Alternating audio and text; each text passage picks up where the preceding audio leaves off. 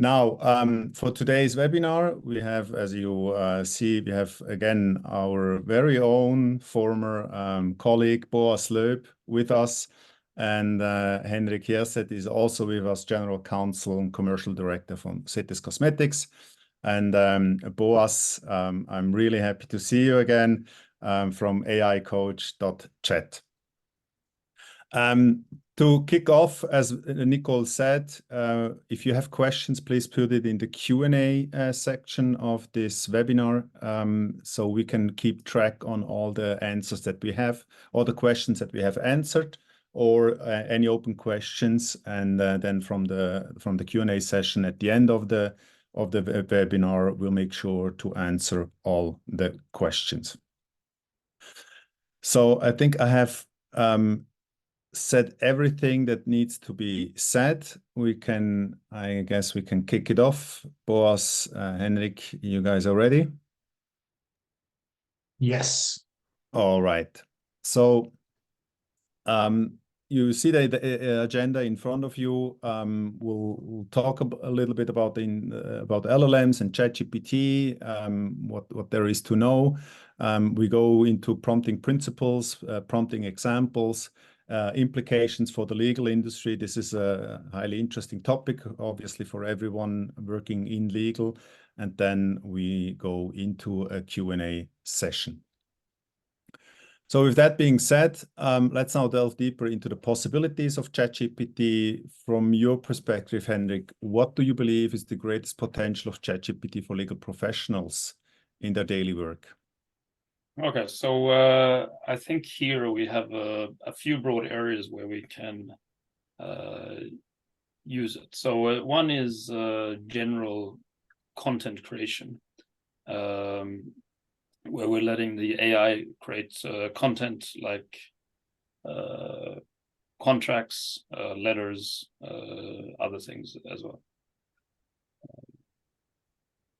Then maybe to take a step back, Boas, you have explained me way back in the time when I still had darker hair,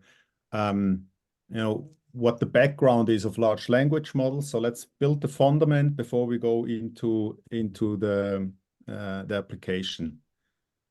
So what are the LLMs? How do I need to?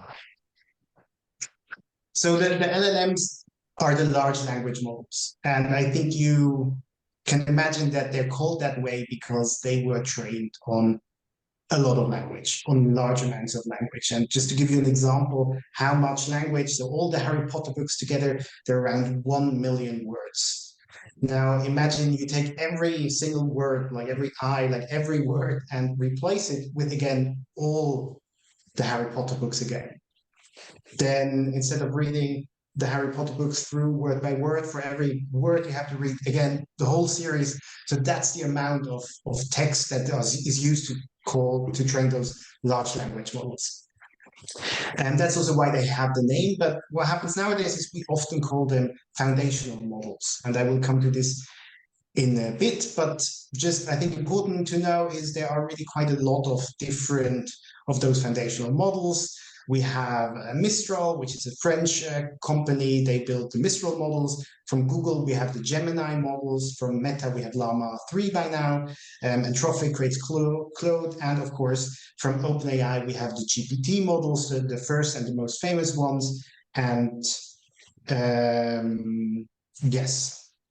Now, those models, they are trained by now. It used to be GPT-3 was trained really only on text. But by now they're trained really on text, on images, on speech, on structured data, on all kinds of different data that's all being taken together. And that's also why GPT-4o is now called Omni. The O stands for Omni, because it's able to deal with all these different kinds of data types. And then what you do is you take those models that are just being trained on that data and you fine-tune them. You train them again on specific tasks. And this is where the name ChatGPT comes from, because the first task that ChatGPT 3.5 was trained on was to be able to chat with a user. And this is really where the name also comes from. By now, they are trained on many more different tasks. It all has gotten much more complex, but this is still this basic idea. We take this large amount of data, we train those models, and we then fine-tune them to specific tasks, to many specific tasks. But that's just a small thing. I think now, Henrik, back to you. Thanks for giving the background there. It's good. So it's helpful when we think about this. So all this content that's been is on the web that it's used. All these Harry Potter books could also be legal textbooks. So that's why we can use this also for creating legal content or analyzing certain text. So the first one there is content drafting. This is, as I was saying, anything from letters, contracts, most of the work that lawyers do. So the output of a lawyer. So, Henrik, may I ask, what are the limitations? Like, what can it not draft? What can it not create? As time goes by, usually you wouldn't have it do a 100-page SBA type document. There's limitations on how much text it will do. You could do that, but you'd have to break it down into different pieces, clause by clause. So there you have a little bit. Also, this is the context window, like the amount of text it can basically remember and also generate. That's one limitation. Yeah. So there you have exactly the formal wording is the context window, and basically it means the amount of letters, right? That it's able yeah. So, but that's changing over time. So it's quite interesting how that develops. Maybe in a few months' time, it will be able to do this SBA document. Google Gemini has now a model that has 2 million tokens. So that's a crazy amount of things, yeah. Like more than, yeah. So yeah. What do you also, so you also put down research here as one of the areas where you can use, I understand content drafting, like I can let ChatGPT write something, yeah. But what do you mean with research? Research is, I'll give an example of European legislation, for example. It's all available online. You can, in the past, I would have, if I needed to just I don't work with competition law all the time, for example. I want to just refresh my memory on what's there. So before, maybe I would have go to Google or go to the European website, and then I would check it there. Now what I can do is in ChatGPT, I can actually ask the question there, and it will give me the references, and I can even then ask a few different questions. I can give it some context of, I'm looking at this particular circumstance, and then it will draw more resources and give me more precise answers. Now, there was this story, I think many have maybe heard of this New Yorker lawyer who cited some case law that just didn't exist, and he later said ChatGPT made this up. Isn't that a danger, or how would you say, how can you deal with that risk? Yeah, this is a user beware scenario where we have to be aware that it's very creative and it will make things up. The same reason that it makes content drafting so good is one of the reasons why research is you need to be cautious with this. So best practice, always do the research, look for the cases. Depends on the jurisdiction how good the results are, but always go. You still need your to verify that source. Just so like you still need the legal database to verify it, but you really use it basically as a starting point for your research. It helps you to find the relevant information much faster. Exactly. And you also wrote down AI review. I think that's I'm very curious to understand what do you mean there? What is AI reviewing here?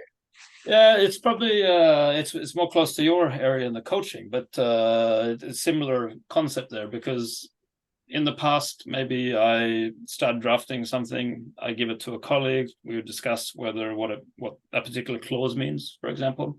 Is this clear or not? Have I missed something out in my clause? And you can actually do this with the AI as well. So you can put the clause in, explain what how you understand this, or sometimes it's tricky with the wording, whether it can be interpreted vaguely or not. So then you can use it to be more precise in your drafting, or more vague if you want to. You can go either way. Yeah. Yeah. So you really use it as a third person who kind of reviews it. I think this is, of course, also where Legartis really comes in, like this review of legal documents. And I think Darko will show us a bit more about this later. But I think that's a really interesting, important use case, that you can use AI really like a third person that gives you feedback, that works with you. Yeah. Very cool. And it's super quick that way. And translation, you use ChatGPT also, for example, for translations? Yeah, it's as long as I don't need a certified translation, but to translate law quickly, it's or letters, it's super powerful and quick in doing this. And I've tested it against. So if you look at the European legislations in different languages, so I've taken from one language to the other one, then you can verify against the official translation. And I think it does a very good job there. Very cool. Yep. Hey, fantastic. Thanks for the insight, guys. I have a question regarding ChatGPT. We are speaking about LLMs, ChatGPT. Everybody knows about it. Most of us, also from participants, I guess, will have tried it out. And then we come to the topic of prompting, right? What are the things that you need to consider when you talk about prompting? I think there's a lot of theory out there and a lot of things to learn. I think the first thing is really experiment, find your own thing. I think one thing is always, it's very much about what this is actually about. What do you want the model to do? But there are some principles that I think are quite helpful, and I would like to go through them very quickly. So the first one is this principle that you think you're chatting. Think of it like you're chatting with a very fast junior lawyer. Now, there's two things here. One is that you treat it like you think of it a bit like a person. And that's not because it is a person, but rather because it's trained to interact with you like a person would. It's trained to give you answers in a normal conversation. The other part in here is think of it as a very fast junior lawyer. So it's very fast, but it's junior. You are the expert. And even though it has read all this information, it's not on the level of expertise that you as the actual expert are. So I think the way to think about it is really just think like this is a junior lawyer that's very fast and that you're working with.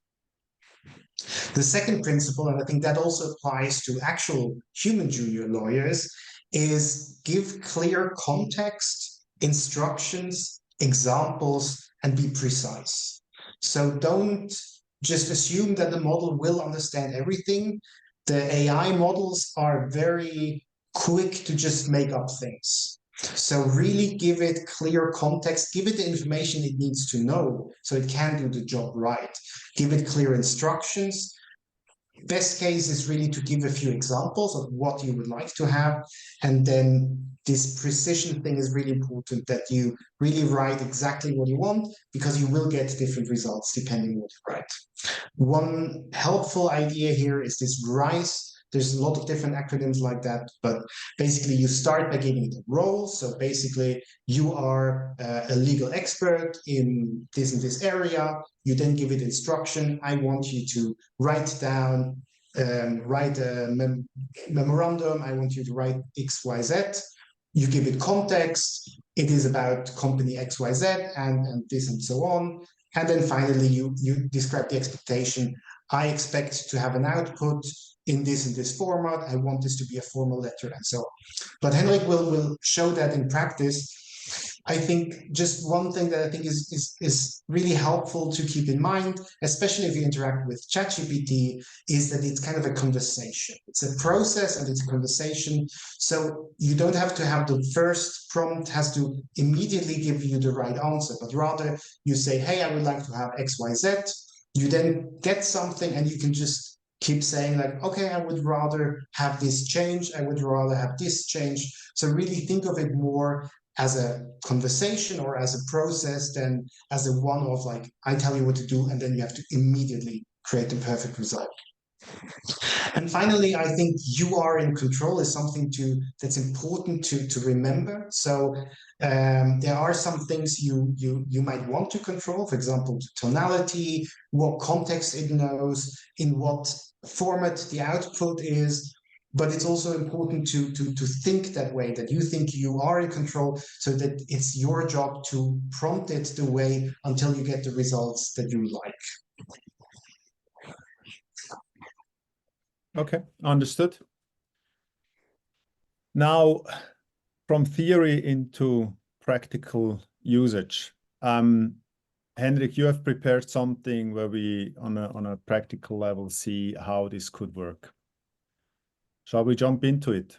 Let's jump in. So we're trying to... Maybe, Henrik, while you share the screen, let me just set up the example. So let's say we have an example from the M&A. I think it's something you encountered already similarly, but let's imagine I'm the CEO, I have no idea about any legal work, and I would like to acquire a company in Hungary, and we have, of course, a very short timeline that I can give you. So is that a situation where you think, like, I come to you with this problem, you think ChatGPT could potentially help you in this situation? Yes, it's a difficult one, but I think it's possible to do that. So just checking that we can see my screen now. Yeah. Yes. Okay. So first thing I want to say is we're going to use 4.0 here, like we were talking about before. And we have the GPT-4 3.5. So we're using this version at the moment. Okay, so a tricky scenario because we have to do something in Hungary. I know nothing about Hungary, so let's see if we can still work it out here. And it's an M&A transaction. So just generally, we say, what are the steps in an M&A transaction? So here, we're just showing, it's probably not a good prompt for this one. We're talking about the principles that we should be, give it some context. Now it's just giving us very clear that it knows what an M&A is and the steps that should be taken for an M&A. But we're actually doing this from a legal perspective. So we need to give it a bit more context here. So let's talk about what are the legal requirements. You see I have a typo there. It's not so sensitive to these typos. For conducting a share purchase in Hungary. Whoop. Sorry. So here we see that now we've asked this question about we're given some more context, and we started this process. We didn't like the first answer, so now we're asking it more about the process for giving it specifics, legal requirements, share purchase in Hungary. And this is where you're in control as the person prompting. You can and you use your expertise to try and draw these millions of Harry Potter books into a certain specific part here. So here we see that it's still talking about due diligence, letter of intent, competition approval.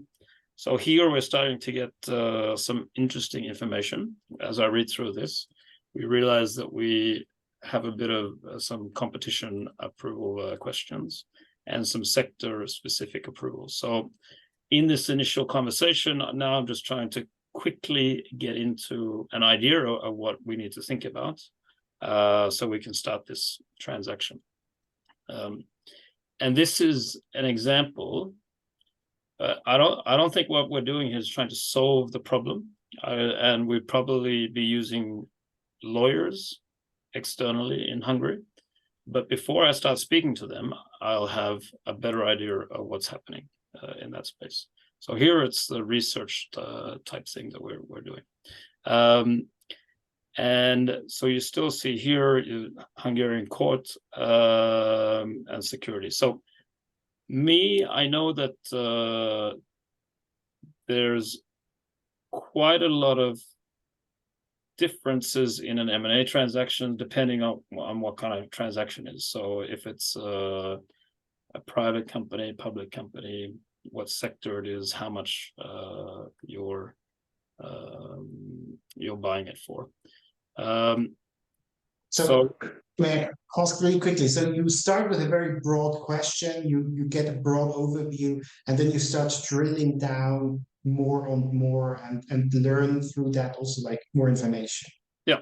So you could also jump directly into a very specific instruction and start directly there. For example, let's say you would want to find the specific regulatory improvements that are important in this process, then that is something you could also like directly start with that. Like, let's give me the regulatory improvement that are relevant in an M&A transaction in Hungary, for example. Yeah. So let's try that a little bit. Let's see if this works. What is the law or legislation that covers a share sale transaction? I put Hungary again just to make sure that we keep the context here. So let's see. So now it's actually, I mean, that's a fishing question, but we see here that we have the Hungarian Civil Code, public company information winding up, business. So here you could I would just copy this. So Hungarian Civil Code, let's see if it works. Summarize the relevant provisions in Hungarian Civil Code. Now, maybe one thing that's important to notice is the context window that we mentioned. You can imagine it really as the memory. So the AI still remembers what was said beforehand, and this will impact what it generates now. So you wouldn't have to every time say it's Hungary, it still remembers. But there is a point where it might actually forget what was said in the beginning because it is limited. So that's maybe something to keep in mind, especially if you have a very long conversation, that at some point it might forget what it said in the beginning.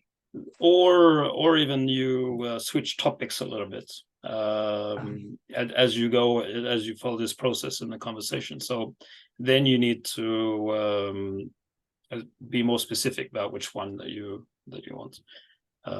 So here you see that I've asked the question, summarize the provisions.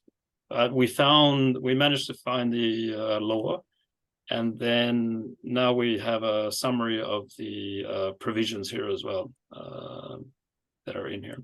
So a next step would be to let's see if it works. Sometimes it works, sometimes it doesn't.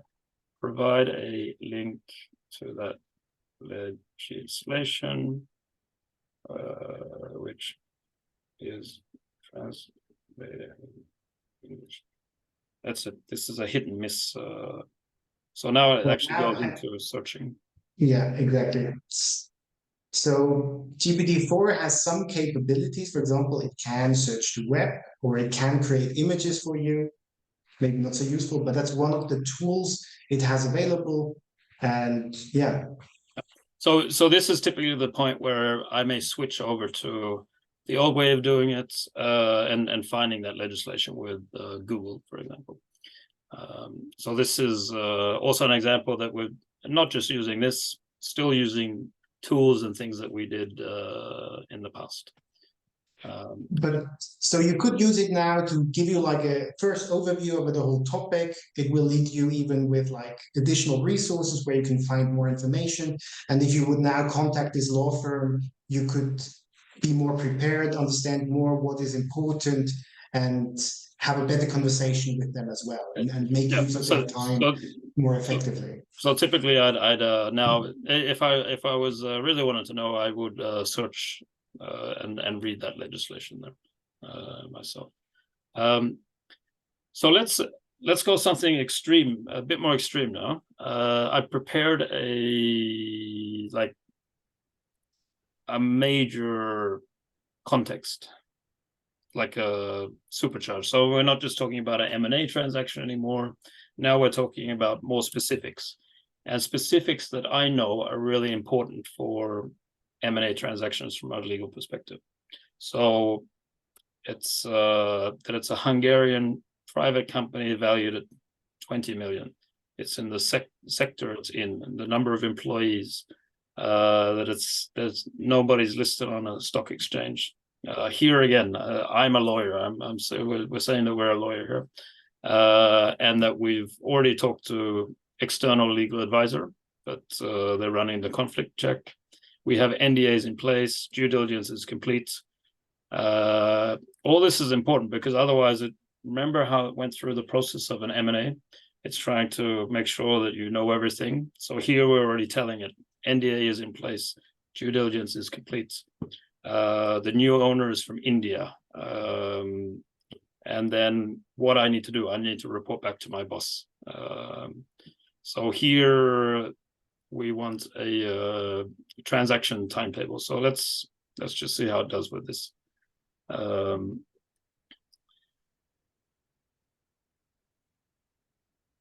So it still says, okay, we need to draft the SPA and finalize negotiations. That's good. Make sure that we have corporate approvals.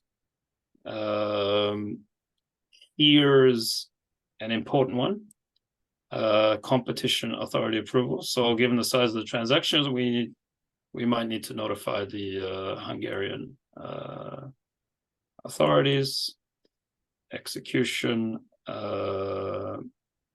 and here we have a little transaction timetable that we can give to our boss in this. So important information to keep everything on track here. So this could be important here. Competition authority approval. So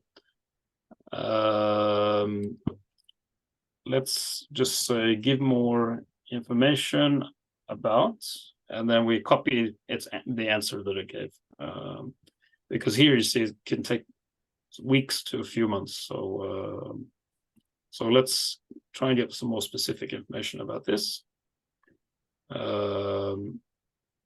We see that there's thresholds for notification, and here it's 1 billion HUF, so it already does the analysis and says that these thresholds are likely to be met.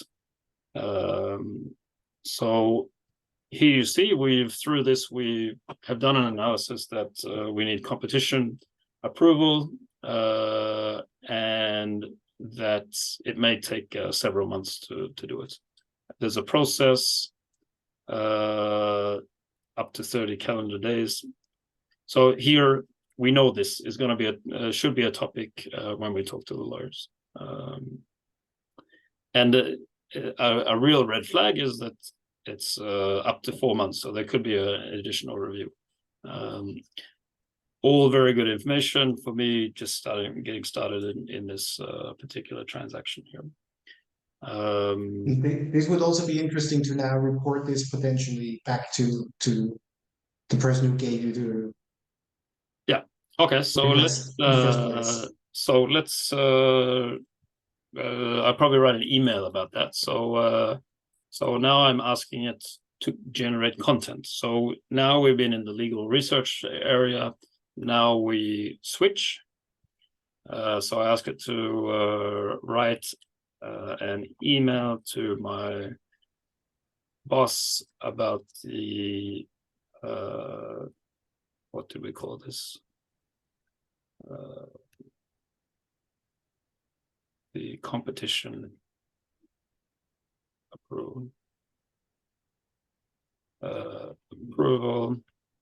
and the potential delay in the transaction. I'm going to do another little thing here. Remember, one of the principles is you're in control. So I'm going to tell it that I want a short email and it needs to be in a certain tone. Boas, I'll let you tell me what tone I should use. I was thinking alarming, maybe, or will it be to the point and no unnecessary information? Okay. To the point and not unnecessary information. Okay, so let's see that. We so now it's already gone into an email. It's generating the content, and we asked it to. The topic was the authority approval there, and we asked it to be to the point. So yeah, I think sounds very great. very good email. I see Guyan Janssen writes that just searching in Google, how long does it take to obtain the Hungarian Competition Authority's approval for an M&A transaction, is a faster way to get exactly that information. And I think that's certainly true if you know exactly what you're looking for. But I think the interesting thing we did now, Henrik, is now you started assuming you didn't know much about Hungarian law, you didn't know the Hungarian Competition Authority even existed, and wanted to get an overview here. So I thought that's, I think that's really cool how you showed that, you know, like and basically just by giving the context that you do know about the company, about the transaction, you will get to relevant information. So I would say if you do know exactly what you're looking for, please Google, absolutely. But in the moment you would like to understand more things, I think it's really useful. Yep. Just to wrap up here, maybe let's see then. So write a CP clause, so condition precedent clause, that I can include in the contract. So with this, remember again the context. A condition precedent clause here would be you could sign the deal but make it conditional on obtaining this approval from the Hungarian Competition Authority. So we're not referencing this particular issue, and we're asking it now to write a clause instead. So let's see if this works. It should understand that it's this particular issue that we need to address.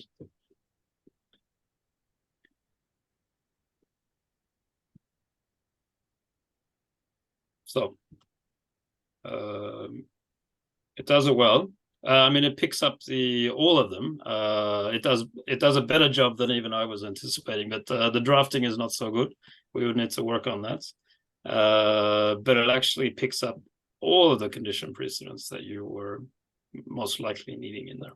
And this is also an example now that on this AI review. So a lot of times I will have drafted a clause. I've thought about everything, I think, but I just double check in here to see if maybe there was something I missed. And then you can, either you have everything, which is great, or it picks up things that you think are not relevant, but the best times are when it actually picks up things that you didn't think of, and you can improve your drafting that way. So I think that's cool. How I wanted to round it up. Great, thank you. I mean, let me quickly jump back. I mean, we now saw how this, I think, especially the review part, we just saw mostly the generation part, but maybe this is like now a good moment, Darko. Do you think you could show us a bit how this does look like in an advanced legal AI solution? It's really specialized on this review part. Yes, happy to do so. I will share my screen with you. And let me know when it's visible. Yep, we can see. So what you see here is obviously general terms and conditions. It's a template contract. And when we talk about advanced legal AI, the way that we have built our solution, when we go into a review process of a GTC or whatever kind of contract it is, the AI does need to understand what are the guidelines, what are the ramifications under which the AI has to review a contract. So what is valid and what not. So once I start here my add-in, obviously this is a general terms and conditions contract. So the AI knows what kind of contract I have to review. And then with selection of a playbook. A playbook is basically nothing else but the guidelines in a format, put in a format that the AI understands what it has to review, which clauses are acceptable, which are not acceptable, what kind of metadata or information in the contract is actually valid according to the corporate guidelines or not. So we have prepared here a demo for the webinar of today. And now when I click on the continue button, it analyzes the contract and it will give me then an analysis of what it has found, whether there are some missing clauses, whether there are not acceptable clauses or any clauses that are not according to the guidelines. Before I continue here, I'll show you quickly how this is being set up in our system. So you see now the interface of the web application. Did the switch take place? You see that, yeah, okay. So I go into the webinar and I'll show you quickly 3 clauses that we picked out for how to set up the guidelines so the AI understands what it has to review, basically. So first clause is jurisdiction. It helps if I type it correctly in. I have the jurisdiction core clause. Now, the process of how to set up the AI so it understands what to review and how to review is basically not, it's a very simple process of, first question is always like, is something acceptable in a contract or not? Typical example is penalty clauses in NDAs. Some companies say it's not acceptable, some say it's a mandatory clause. So this is the first step. Then in the second step, we define whether something is mandatory or optional. And then in the third step, we basically can give the AI instructions of what is valid, what is acceptable, what is not acceptable. So you see here the examples. We accept, for example, jurisdiction court is Switzerland, France, Germany. I could, for example, here also put in Altstetten. This is my hometown. Altstetten, not sure I wrote it. Okay, I'll take I wrote my hometown not correct. Altstetten. In St. Gallen. This is where I was born. So I can add any jurisdiction, any location that I wish. And now the AI understands, hey, I have to look for everything that is written here that I basically set up here is valid. And then it can approve this specific clause if it's according to the guidelines. A second example, I don't save that because nobody is going to court in Altstetten. We don't have a court anymore, I guess, I think. Another example would be notification period. I'll show you the example then later in the document. Again, here I can set up a prompt where it says, for example, notice period for obvious defects no longer than 1 week from the delivery. How this is applied in the document, I'll show then later. And one of my most liked clauses is the force majeure clause. Here, I can, in step 3, I can define what kind of prompt or what kind of information I need to have in the force majeure clause, so the AI can go and say this is acceptable or not acceptable. I have here a classic one, natural disasters. We have also included alien invasion. So if an alien invasion happens, force majeure is included. And then I have a list of possible force majeure information. Also, I could, for example, add now my own. I have prepared something. A force majeure includes Borussia Dortmund winning the Champions League final. So this is something that you can actually add, and the AI then understands to look for the information in the force majeure clause.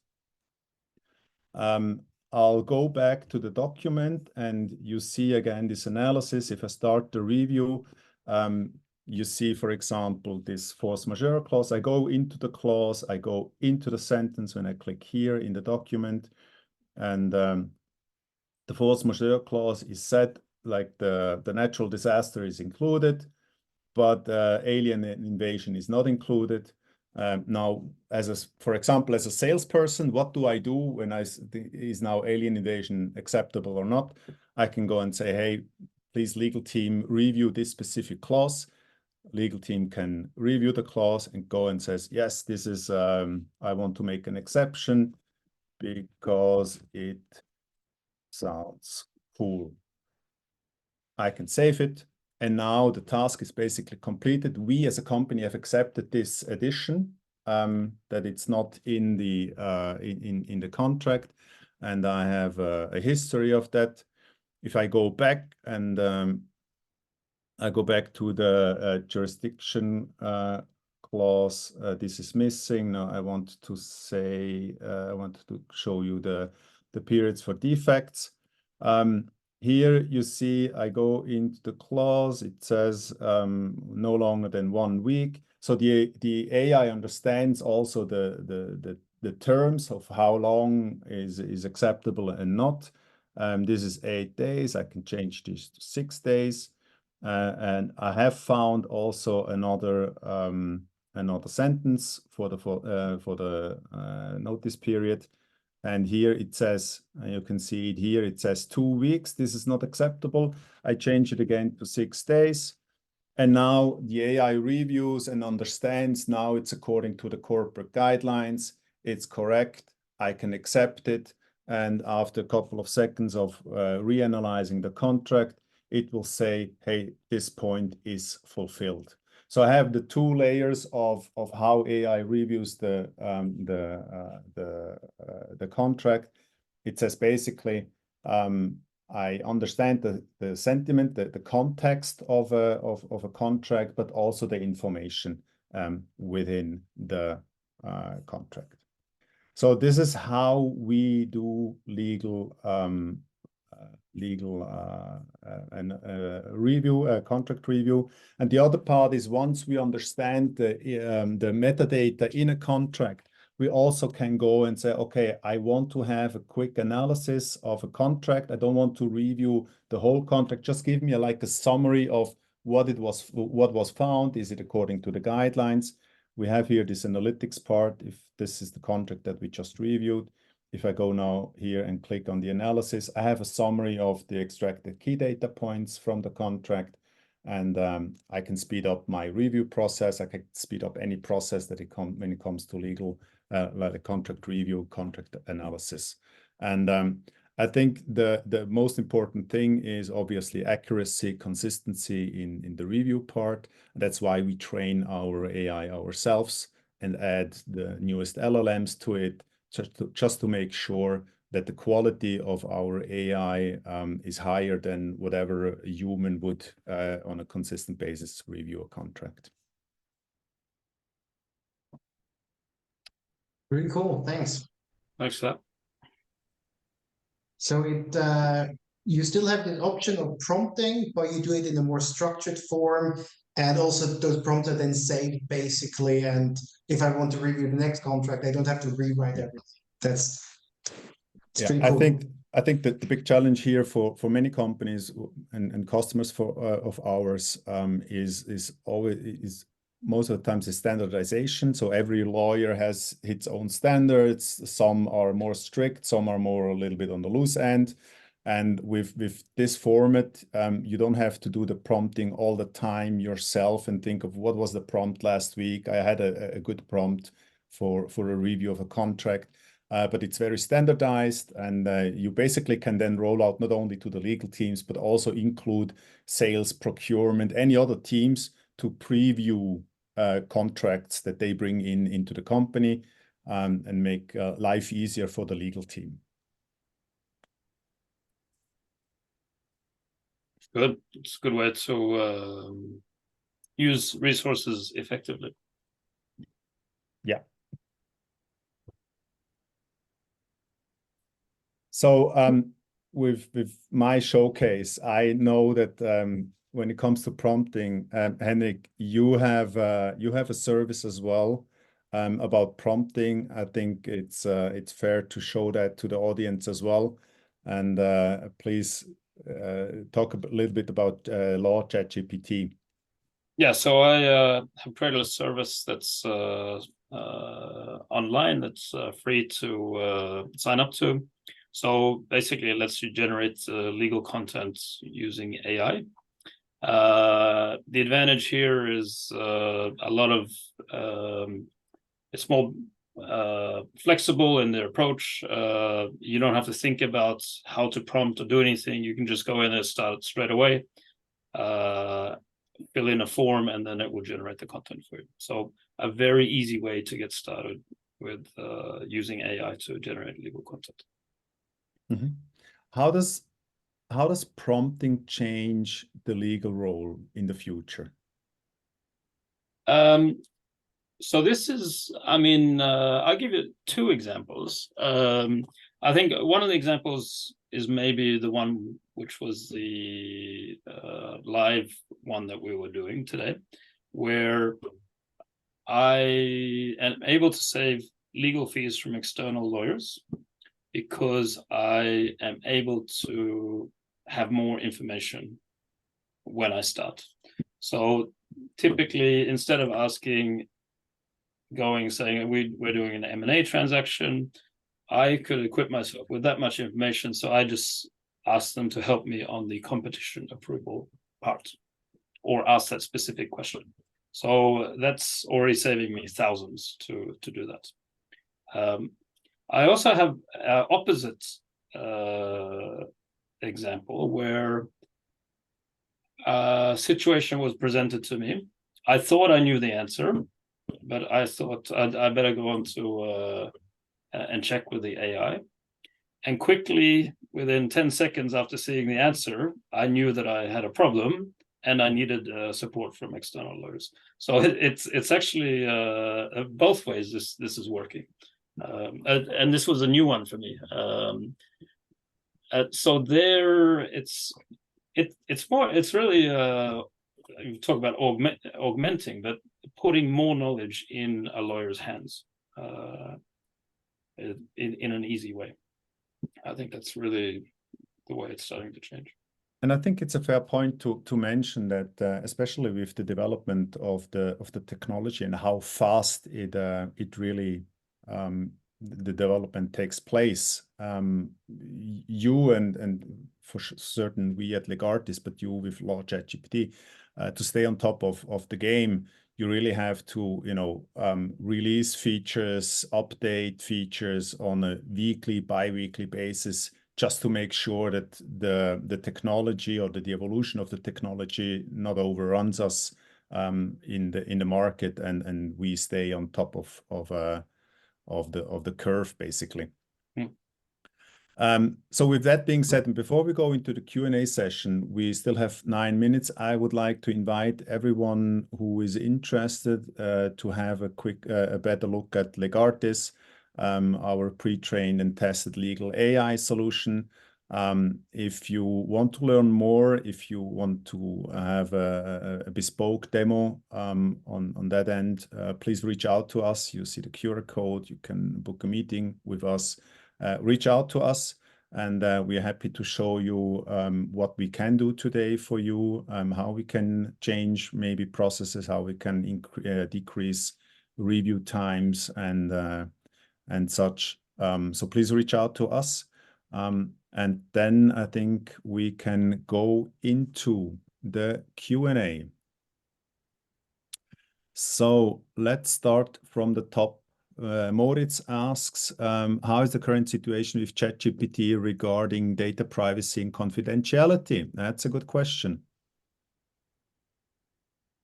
Maybe I can start from the technical side. So basically, if you use ChatGPT the way we use it right now, it will save and store your data, and also is allowed to use it for training. But you can activate like an anonymous session, then it will not save it in your history. And it will only, the same thing is true if you use it via API or the commercial for Teams application. There they will only save data for, I think, up to 30 days to make sure to check for abuse and misuse. But otherwise they will not save any data. But you do send data to the US. I don't know if you have something to add, Henrik, there. The still best practice is not to put any sensitive data into the prompt. That's still best practice. And then confidential information, transactions and things, they're another place to be careful. Most of the time you can make it so generic that it doesn't count. I also know there's corporate solutions as well that have a bit more privacy around it. Various companies. Thank you. Then next question from Jongo. I hope I didn't butcher your name. Are there any major bias we should watch out for in using ChatGPT for legal purposes? Sorry, major bias. Major biases. Not that I'm aware of. They probably exist, but just a regular hallucination. Yeah. I mean, the hallucination is, I think, a different. I take that as a different topic. Bias would be that. I mean, maybe in the legal context, if it would be taking from American standards, the English standards, depends the language you're using to prompt. So there you would have that bias. The way you write a letter in Asian countries, Europe, Switzerland, and the US, Australia is all very different. So